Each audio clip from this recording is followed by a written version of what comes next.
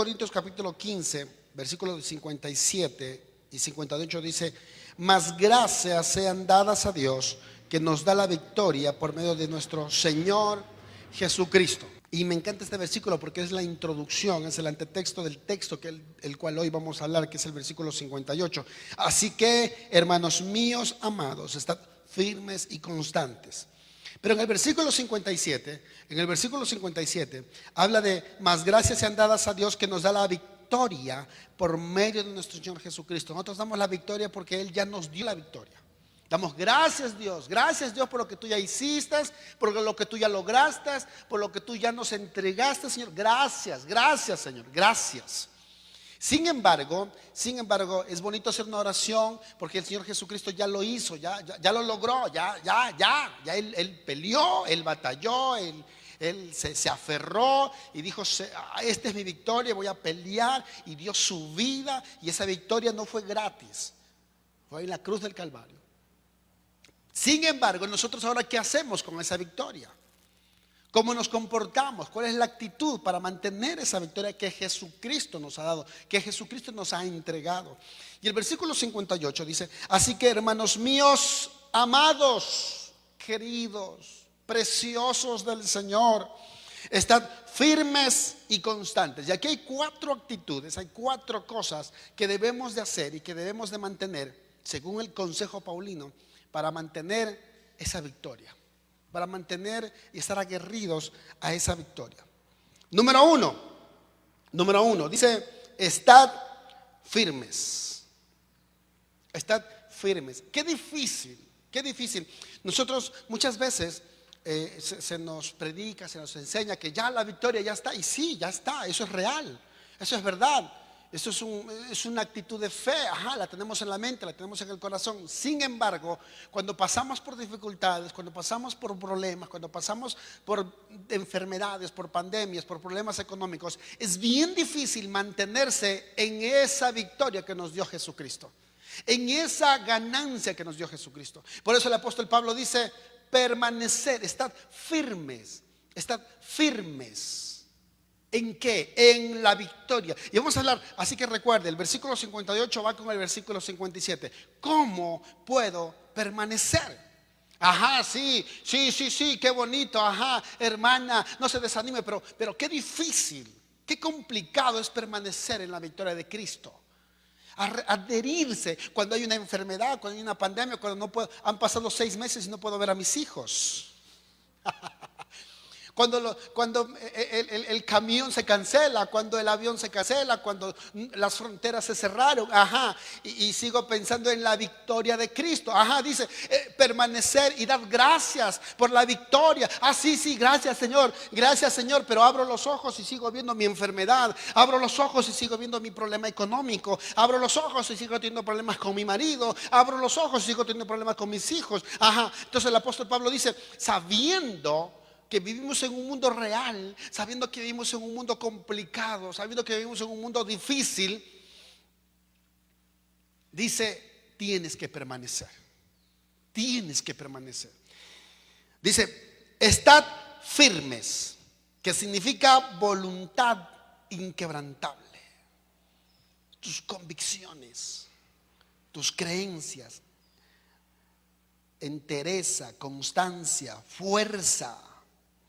Me encanta porque en Lucas capítulo 9 versículo 51 dice: y sucedió que cuando se cumplían los días de su ascensión, él con determinación afirmó su rostro para ir a Jerusalén. En este versículo, Jesús sabía que pronto iba a ascender. Significa que iba a pasar por un momento muy difícil, muy complicado. No era de ascender sin antes morir, era morir y luego ascender.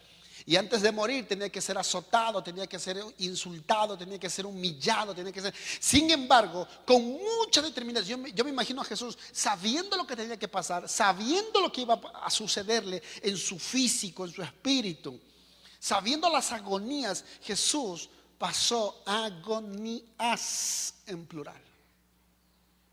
Y su primera agonía fue en el Getsemaní.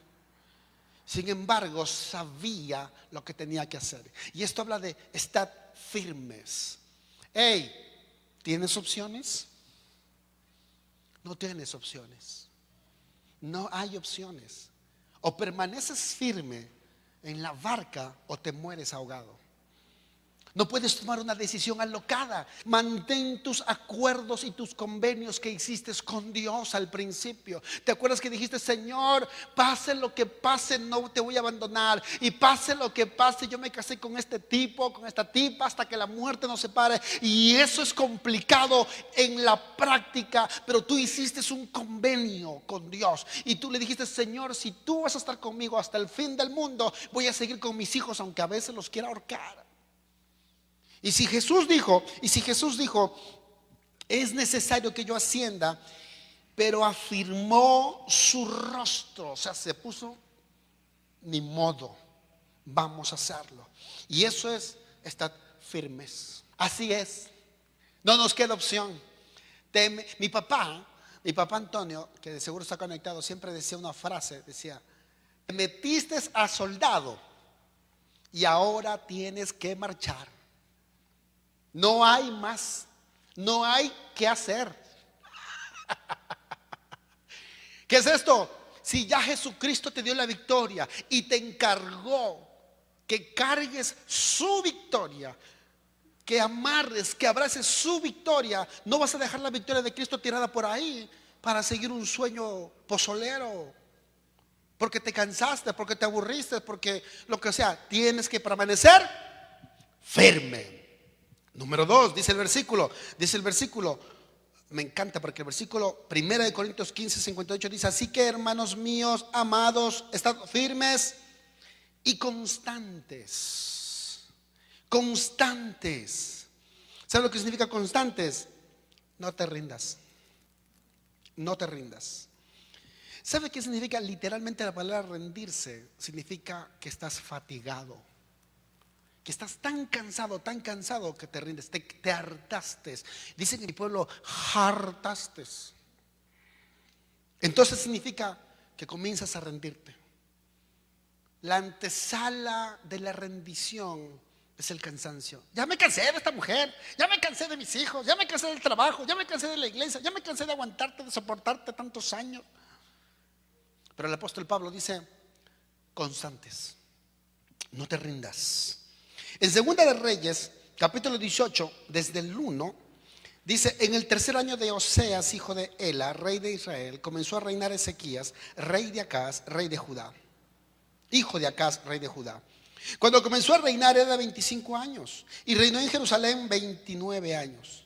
El nombre de su madre fue Abi, hija de Zacarías. Hizo lo recto ante los ojos de Jehová. Fíjese, hizo lo recto, se portó bien, conforme a todas las cosas que había hecho David, su padre. Él quitó los lugares altos y quebró las imágenes y cortó los símbolos de acera, e hizo pedazos las serpientes de bronce que había hecho Moisés, porque hasta entonces le quemaban incienso los hijos de Israel, y la llamó Nehushtan. En Jehová Dios de Israel puso su esperanza. Ya no más la serpiente, ya no más las cosas antiguas. Ni después ni antes de él hubo otro como él entre todos los reyes de Judá. Y aquí está la clave, el versículo 18 de Segunda de Reyes, capítulo 18, versículo 6, perdón. Porque siguió a Jehová y no se apartó de él, sino que guardó los mandamientos que Jehová prescribió a Moisés. ¿Y sabe lo que significa seguir a Jehová? Y esto me encanta, esta frase, porque dice que siguió a Jehová, o sea, lo persiguió. Cuando los hijos están pequeños, cuando los hijos están bebés, a uno le persiguen. Uno entra al baño y allá quieren entrar. Uno se acuesta en el dormitorio y ahí quieren estar. Crecen y no le hacen caso. ¿Por qué? Porque son bebés y quieren estar con su padre. Y dice que persiguió todos los días. Y dice que no hubo otro rey como este, porque persiguió a Dios. El tipo no se cansó. Este rey no se hartó, no se fatigó. Y donde estaba Dios, donde está el corazón de Dios, donde está el deseo de Dios, ahí estaba. Señor, ¿qué quieres? Que tire los altares. Y ahí estaba Ezequiel. Señor, ¿qué quieres? Que tire la serpiente de bronce. Y ahí estaba. Señor, ¿qué quieres? Que restauremos la adoración. Y ahí estaba, persiguiendo el deseo y el corazón de Dios. Por eso lo compara, que se parecía a David, su padre. seguir el ritmo de Dios a veces fatiga, a veces cansa. Señor, ¿qué quieres? Quiero es que aguante a mi esposo, pero ya lo vengo aguantando 10 años, ya no lo soporto. Señor, ¿qué quieres? Que siga aguantando a ese trabajador o ese empleado o ese trabajo. Señor, y ya estoy harto y ya no sé qué hacer. Por eso el apóstol Pablo dice: constante, no te rindas, permanece. Tienes un negocio que has tratado, que ya piensas que ya no sirve, y el Señor en tu corazón te habla y te dice: síguele, trata, busca, pide consejo. Y si ves que, síguele, no te rindas. Hay cosas que son bien importantes, hay cosas que son claves, que no te rindas. Por ejemplo, si estás en el audio y te duermes, no está bien. Si estás en la cámara y te duermes, no está bien. Tienes que ser constante. Te tienes que sacudir, te tienes que ver, te tienes que mover. Ni modo. Tienes que, número 1, permanecer firmes. Número 2, ser constante. No te rindas. Número 3, el versículo 58 dice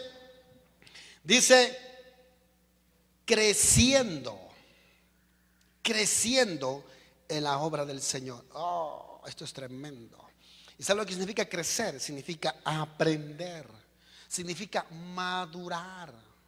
Nosotros ya se nos entregó la victoria de Cristo, se nos entregó la salvación. ¡Wow! Tremendo, qué lindo. Pero qué responsabilidad es permanecer, qué responsabilidad es estar firmes, qué responsabilidad. Y tenemos que madurar, tenemos que crecer, creciendo siempre en la obra del Señor, aprendiendo, madurando.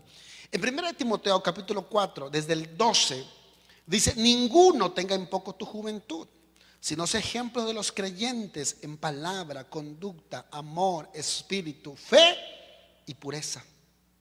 Entre tanto que voy, ocúpate de la lectura, la exhortación y la enseñanza. No descuides el don que hay en ti, que te fue dado mediante la profecía con la imposición de las manos del presbiterio. Y el número 15 dice: ocúpate en estas cosas.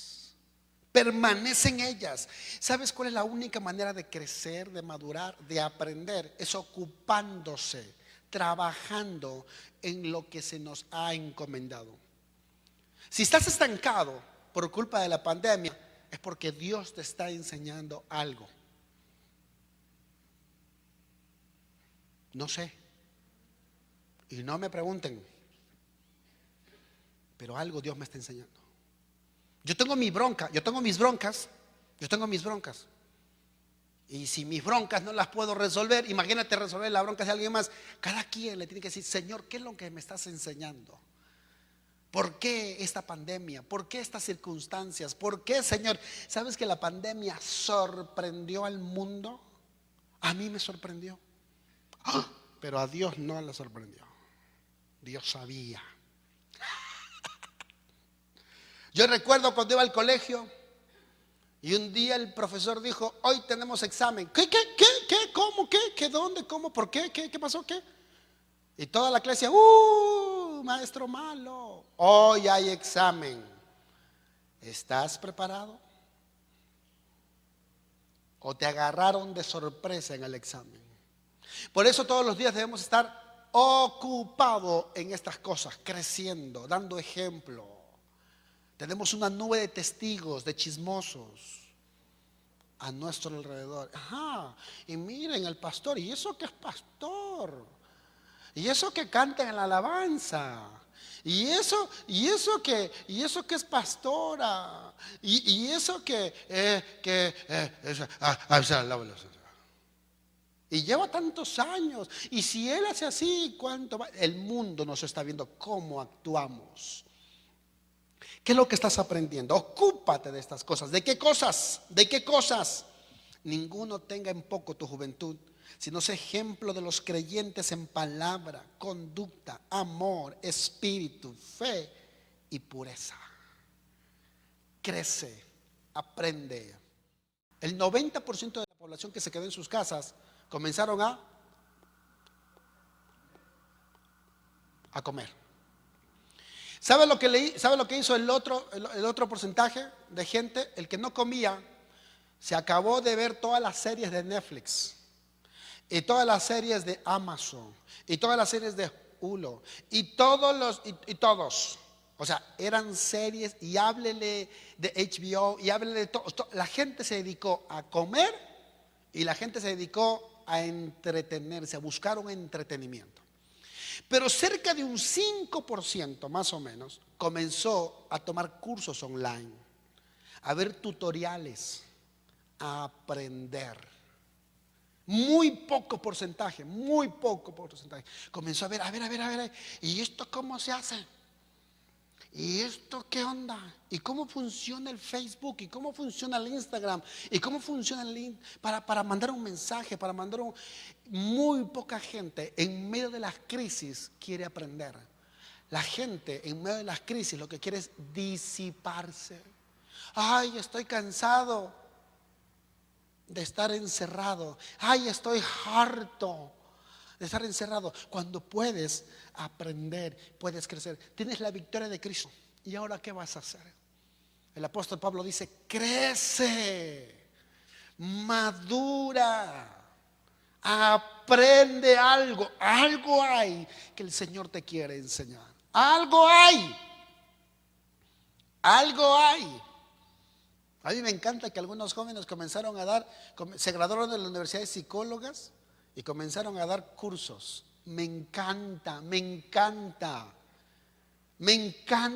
porque estás aprendiendo. Y hay dos maneras de aprender. La primera manera de aprender es cuando enseñas y la segunda manera de aprender es cuando aprendes. La primera manera es de enseñar. Hay dos maneras de aprender. Número uno, cuando te sientas como estudiante, y número dos, cuando te paras como maestro. No sabes cómo se aprende. Así que crece. Número uno, estar firmes. Número dos, estar constantes. Número tres, crece. Búscale, aprovecha el tiempo, búscale. Y número cuatro, y con esto termino, dice el versículo: sirviendo. Aleluya. Dice: creciendo en la obra del Señor siempre, sabiendo que vuestro trabajo en el Señor no es en vano.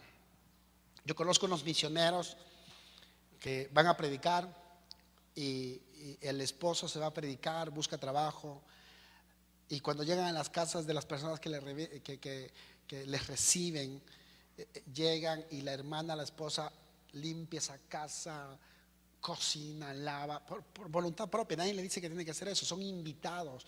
Pero esa parejita de misioneros así trabajan. Y es increíble cómo Dios abre puertas al que sirve. Es increíble. Escucha bien lo que te voy a decir. La evidencia de nuestra victoria, que Cristo nos entregó la victoria, que tenemos la victoria, que no la dejamos tirada por ahí y que seguimos caminando. La evidencia de nuestra victoria y de nuestro éxito es que podamos servir a otros.